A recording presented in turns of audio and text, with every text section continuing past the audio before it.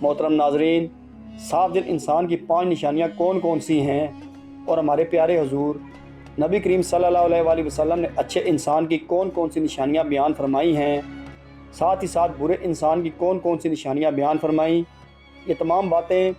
اس video میں پیش کی جا رہی ہیں۔ محترم ناظرین، سب سے پہلے بات کرتے ہیں کہ صاف دل انسان کی 5 نشانیاں کون کون سی ہیں۔ ماہرین نفسیات کے مطابق صاف دل انسان میں یہ 5 نشانیاں پائی جاتی ہیں۔ نمبر 1، ایسا شخص جو بہت جلد جذباتی ہو جاتا ہے، یعنی جب اس کے سامنے کوئی غلط بات کی جائے تو اس بات سے قطع نظر کہ آگے کون کون بیٹھا ہے یا اس کے جذباتی پن کے کیا کیا نقصان ہو سکتے ہیں، وہ کھل کر اپنی سچائی کا اظہار کرے گا اور اس مقصد کے لیے جذبات کا سہارا لے گا۔ نمبر 2، ایسا شخص جس کا غصہ تھوڑی دیر کے لیے ہوگا، یعنی جیسے وہ بہت جلد جذباتی ہو جاتا ہے اور سامنے والے سے لڑ جاتا ہے، ویسے ہی بہت جلد ٹھنڈا بھی ہو جاتا ہے اور پھر سے بالکل ایسا ہو جاتا ہے کہ جیسے کچھ ہوا ہی نہیں۔ نمبر 3، ماہرین نفسیات کہتے ہیں کہ ایسا شخص نہایت حساس طبیعت کا مالک ہوتا ہے اور لوگوں کے تلخ رویے اسے بہت تکلیف دیتے ہیں، یعنی ایک صاف دل انسان جب کسی کا تلخ رویہ دیکھتا ہے تو اندر سے ٹوٹ جاتا ہے۔ نمبر 4، ایسا شخص جو ہر رشتے کو دماغ کی بجائے اپنے دل سے نبھائے گا، یعنی جس کے ساتھ تعلق نبھائے گا دل سے نبھائے گا، پورے کا پورا اسی کا ہو جائے گا اور ہر دم اس کی خیر اور بھلائی کے لیے بے قرار رہے گا۔ نمبر 5، ماہرین نفسیات کے مطابق ایک اچھے اور صاف دل کے انسان کی 5ویں نشانی یہ ہے کہ ایک ایسا شخص کبھی کسی کے دل میں اپنے لیے وہ خلوص اور محبت نہیں جگا پائے گا جو وہ دوسروں کے لیے محسوس کرتا ہے، جبکہ اس کے برعکس چالاک، ہوشیار، مکار اور چاپلوس قسم کے لوگ سب کے پیارے ہوتے ہیں۔ محترم ناظرین، یہ وہ 5 نشانیاں ہیں جو ایک صاف دل انسان کے لیے ماہرین نفسیات بتاتے ہیں۔ آئیے اب اس کائنات کے سب سے بڑے امام اور پیشوا نبی آخر الزماں حضرت محمد مصطفیٰ صلی اللہ علیہ وآلہ وسلم کی زبان اقدس سے جانتے ہیں کہ اچھے اور صاف دل انسان کی کیا خوبیاں ہیں۔ امام بخاری رحمۃ اللہ علیہ نے کتاب الادب المفرد میں لکھا ہے کہ حضرت اسماء بنت یزید رضی اللہ تعالیٰ عنہ فرماتی ہیں، ایک دن جناب رسول اللہ صلی اللہ علیہ وآلہ وسلم نے فرمایا کہ کیا میں تمہیں تمہارے اچھے لوگوں کے بارے میں نہ بتاؤں؟ صحابہ کرام نے عرض کیا، یا رسول اللہ صلی اللہ علیہ وآلہ وسلم، ضرور آگاہ فرمائیں۔ جناب نبی اکرم صلی اللہ علیہ وآلہ وسلم نے فرمایا، وہ لوگ جنہیں دیکھا جائے تو خدا یاد آ جائے، یعنی جن لوگوں کو دیکھ کر خدا یاد آ جائے وہ تم میں سے اچھے لوگ ہیں۔ اس کی 2 صورتیں بیان کی جاتی ہیں۔ پہلی صورت یہ ہے کہ وہ اللہ تعالیٰ کے نیک بندے جن کی عبادت، نیکی اور تقوی کی جھلک ان کے چہروں پر نور کی صورت میں دکھائی دیتی ہے اور انہیں دیکھ کر دل میں خیال آتا ہے کہ اس قدر بارونق اور پر نور چہرہ کسی اللہ والے کا ہی ہو سکتا ہے۔ عام طور پر انسان کے اندر کی کیفیات کا اس کے چہرے سے اندازہ ہو جاتا ہے اور چہرہ انسان کی باطنی حالت کا عکاس ہوتا ہے۔ غصہ ہو یا خوشی غم ہو یا راحت ناراضگی ہو یا رضامندی، انسان کے چہرے سے اس کا پتہ چل جاتا ہے۔ اسی طرح انسان کے نیک اعمال اور برے اعمال کے اثرات بھی چہرے سے ظاہر ہوتے ہیں۔ بخاری شریف کی ایک روایت کے مطابق حضرت صلی اللہ علیہ وآلہ وسلم نے اپنے ایک خواب کا منظر بیان فرمایا کہ میں نے ایسے لوگوں کا ایک ہجوم دیکھا جن کے چہروں کی کیفیت یہ تھی کہ چہرے کا نصف حصہ خوبصورت اور باقی نصف حصہ بدصورت تھا۔ فرشتوں سے پوچھا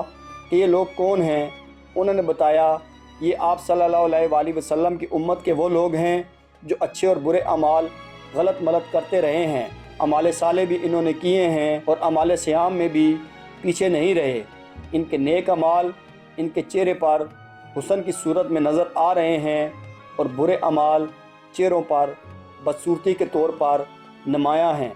اس لیے اللہ تبارک و تعالیٰ کے نیک اور مخلص بندوں کے چہروں پر ان کے خلوص اور نیک اعمال کا نور ہوتا ہے اور ان کے بارونق اور نورانی چہروں کو دیکھ کر خدا کی یاد تازہ ہو جاتی ہے۔ جبکہ اس صورت میں اس کا ایک معنی یہ بھی کیا جاتا ہے کہ وہ لوگ جن کے اعمال و حرکات، ان کا اٹھنا بیٹھنا، لین دین، عبادات و معمولات اور اخلاق و معمولات اللہ تبارک و تعالیٰ اور رسول خدا صلی اللہ علیہ وآلہ وسلم کے احکامات کے مطابق ہوتے ہیں، انہیں دیکھ کر ایک مسلمان کی عملی زندگی کا نقشہ سامنے آ جاتا ہے اور خدا یاد آتا ہے۔ بہرحال جناب نبی کریم صلی اللہ علیہ وآلہ وسلم نے فرمایا کہ تم میں سے اچھے لوگ وہ ہیں جنہیں دیکھ کر خدا یاد آ جائے۔ اس کے علاوہ حضرت محمد صلی اللہ علیہ وآلہ وسلم نے ارشاد فرمایا، کامل مومن وہ ہے جس کے اخلاق اچھے ہوں۔ مومن اپنے حسن اخلاق سے دن میں روزہ رکھنے والے اور رات میں عبادت کرنے والے کا درجہ پا لیتا ہے۔ حضور نبی کریم صلی اللہ علیہ وآلہ وسلم کا ارشاد ہے کہ تم میں بہترین شخص وہ ہے جس کے اخلاق سب سے اچھے ہوں۔ ہمارے اخلاق ہمارے خالق و مالک کے ساتھ بھی اچھے ہونے چاہیے اور بندوں کے ساتھ بھی۔ خالق و مالک کے ساتھ اچھے اخلاق کا مطلب یہ ہے کہ اسے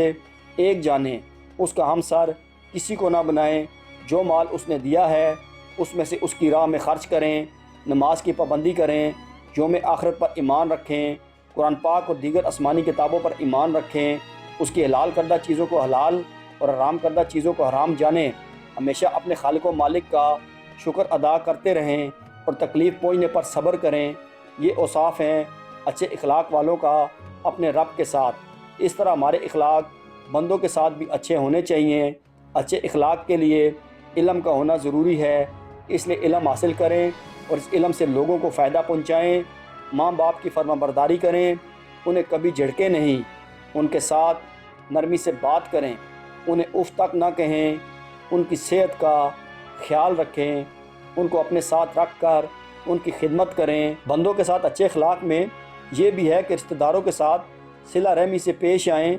رشتوں کو نبھائیں، رشتوں کو جوڑیں۔ حضور نبی کریم صلی اللہ علیہ وآلہ وسلم کا ارشاد ہے کہ جو تمہیں محروم کرے تم اسے عطا کرو۔ ایک اور جگہ آپ صلی اللہ علیہ وآلہ وسلم نے فرمایا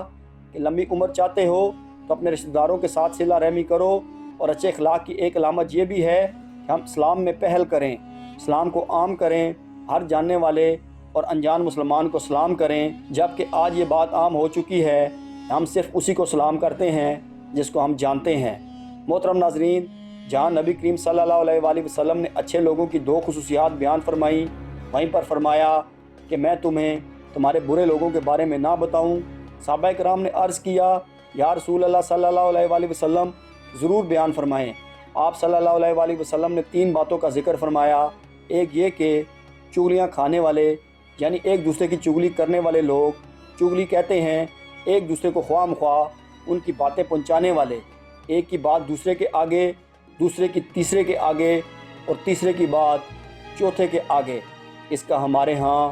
عام طور پر رواج پایا جاتا ہے، اور ہم میں سے بہت سے لوگوں کی یہ عادت بن گئی ہے کہ بلا وجہ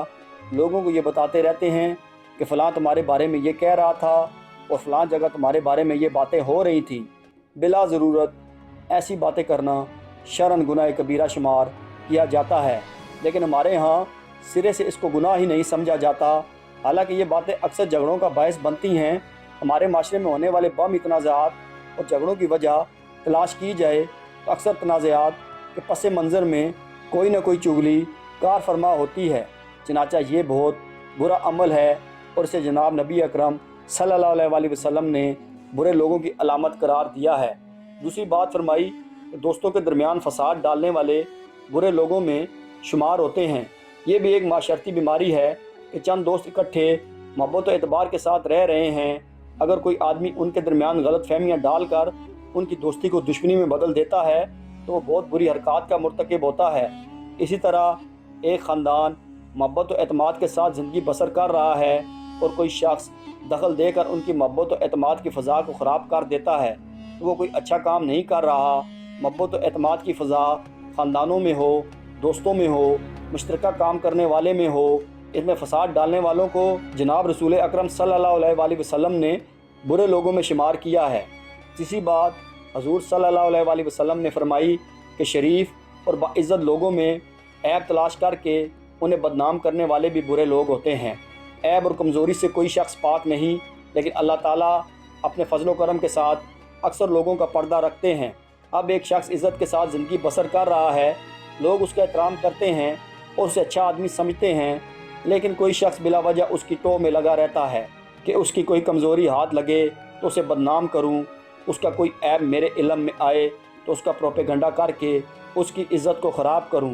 لوگوں کے عیب تلاش کرنے کے لیے تو میں رہنا، خاص طور پر معزز اور شریف لوگوں کے حالات کا تجسس کر کے ان کے عیب ڈھونڈنا اور پھر انہیں منتشر کر کے ان کی بدنامی اور بےزتی کا باعث بنانا کوئی اچھی صفت نہیں ہے۔ ہاں، حضرت صلی اللہ علیہ وآلہ وسلم نے ایسا مزاج رکھنے والوں کو برے لوگ قرار دیا ہے۔ میں اپنے محترم ناظرین سے یہ عرض کرنا چاہتا ہوں کہ تینوں خرابیاں آج ہمارے درمیان موجود ہیں، اور چونکہ ہم ان کے عادی ہو گئے ہیں اس لیے ہمیں یہ محسوس نہیں ہوتی اور ہم بلا تکلف یہ حرکتیں کرتے چلے جاتے ہیں۔ ہمیں جناب نبی اکرم صلی اللہ علیہ وآلہ وسلم کے اس ارشاد گرامی کا بار بار مطالعہ کرنا چاہیے، اس پر غور کرنا چاہیے، اور پھر اپنے معمولات اور مزاج و عادات پر بھی نظر ڈال کر اپنی کمزوریوں کو محسوس کرتے ہوئے اصلاح کی کوشش کرنی چاہیے۔